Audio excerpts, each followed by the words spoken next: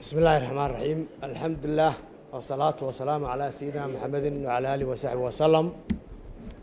لما مدحضة علماء الدينك اللي يرى قويانك مدحضة قميتك لما أنت السلام عليكم ورحمة الله وبركاته سلام كدب waxaan runtii maanta sharaf weyn iyo farxad weyn ah in maanta halkan khayrka badan miskiid aad u qiimo badan oo wadnihii booro ku yaala oo hanti badan la geliyay oo si qurux badan loo dhisay in maanta laygu sharifo oo mushaayikhdii runtii ay degdeg waliba xaaladdu nagu ahayd inta badanna masaajidda furitaankoodu ay inta badan ku beegmaan maalinta jimcaha inta badan haddana laakiin sheekh shiina runtii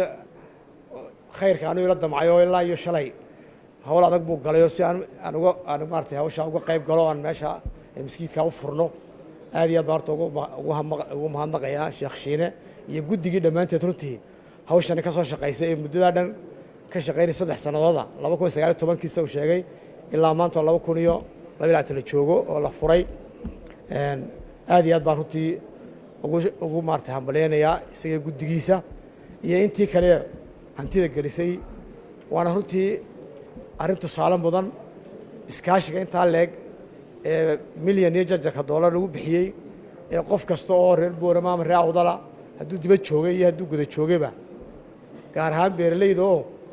laxajeclada dhulka aad ugu xumayd hadday maanta ay intaasoo beerooda boqolaal beerood ay bixiyeen hantidaa bixiyeen runtii waa wax aad iyo aad loogu farxo waxaan leeyahay jasaakum allah khayr intii hanti gelisay intii maskax gelisay intii maartay dhammaantood waxaan leeyahay ilaahay baa miisaanka xasanaha ugu daro farxad weyn bay tahay oo mar labaadoo sidaa sheekh cabdilaahi ka sheekeeyey anigu boorama taariikh weyn baan ku lehayoo masaajidda maanta boorama ka dhisan marka kan lagu daro 4 miskiidba dhismahooga waan aasaaskoodaan lahaa sidaa uu sheegay markay dhowr 60kii ilaa wuxuu dhisnaa 99kiiba markii dambe iskuulkii maartay miskiidku baaligaroobay ayaa khayr Allah siiyay reer baabunaas oo sacaada ay hogaaminayso ay tiri miskiidkan hal la dumiyo oo hal la dhiso markaaba ayaa dumistii u dambeysay kan ka horreysay ahayd aniga adeerka xasaxadii baan dhisnay runtii sidaa maanta tabaruc loogu dhisay baan anaguna tabaruc ugu dhisnay miskiid waqtigiisa ugu qurux badan ayuu noqday ilaa alxamdulilah maanta ilaahay mar labaad uu joojiyo miskiidkii oo maanta ummadii markay tarantay ee fiday ee badatay ee ummadii cibaadada ku soo maartay ku batay dhalinyarta cibaadaysanaysa in la kordhiyo mar labaad la dumiyo runtii waa aad iyo aad baan ugu faraxsanahay anoo maanta madaxweynihii qaranka ah oo gobol ka soo jeeda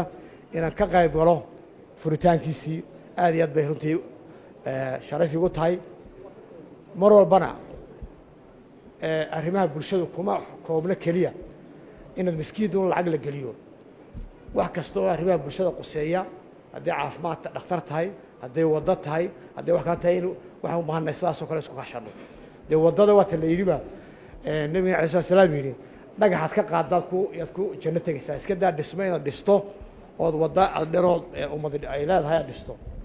waxaan leeyahay markaa anugu reer booro maanta waxaan leeyahay waa kow waqti fiican buu miskiid iyo dhammaaday miskiidkani soonkii oo 2 cisho ama 3 cisho noogu hadhan tahay ayuu la kowsanayaa insha allah oo la furmayaa cibaadada ugu qiimaha badnayd bishii ugu cibaadada badnayd weeyaan kolka koowaad hal saa uu sheekhu sheegay in ummaddu istaamaxdo weeyaan oo istaamaxdo dhammaanteena dadna bulshada Soomaaliland gaar ahaan bulshada awdal una diyaar garoobaan miskiidkani sidii loo camir lahaa waxaan labaad Ilaahay aad ugu boorinayaan oo maanta fariinta aad ii soo gudbinaya waxa weeyaan mar haddaad aragteen iskaashi oo qiimaha u leeyahay war waddadii xeebtu waa taa wala naga damaanad qaado insha Allah way bilaami doontaa sanadka bartankiisa ilaa dhamaadka sanadka way bilaamaysaa anigu waxaan leeyahay reer awdalo hadda maanta waxay nagu dardaarayaa iskaashigaasi ku lamid waxa idinka baahan waddada halkan iyo isku xiraysa ruqi ama baki oo qaniimadii taalo awdal lahayd oo beerleyda ugu qiimo badan iyo durdurada yaalaan in waddadaana dawladdu waxay bixin karayso waa diyaariso ku jirtaa miisaaniyadda taana waxaan leeyahay maanta inaad gacan u qaadaan dhammaan masaajidada boorama in hawshaasi la iskugu tago meesha haddii la dhammeeyo oo waddadaasi ay suuro gasho laamigii ay dhammayso wax weyn bay ka beddelaysaa nolosha gobolka awdal iyo degmada boorama beeraleyda halkaasina khudradoodu waxa weeye wixii ay boorama iibsan kari weydana mujtamaca faraha badan leh caasimadda hargeysa iyo si dhib yar u geynayaan maanta dhibaatada ku haysta waad ogtihiin waxaad ku dardaareen dad reer ogtihiin